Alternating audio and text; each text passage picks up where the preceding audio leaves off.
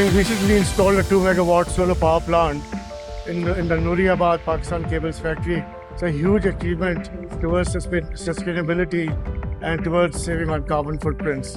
Of what we're doing in regards to this, and we hope that these will benefit current generations and future generations. As Pakistan Cables scales into its new plant in Nooriabad, we probably have plans for growing our solar footprint, but for now we're very happy to have energized this 2 megawatt solar plant.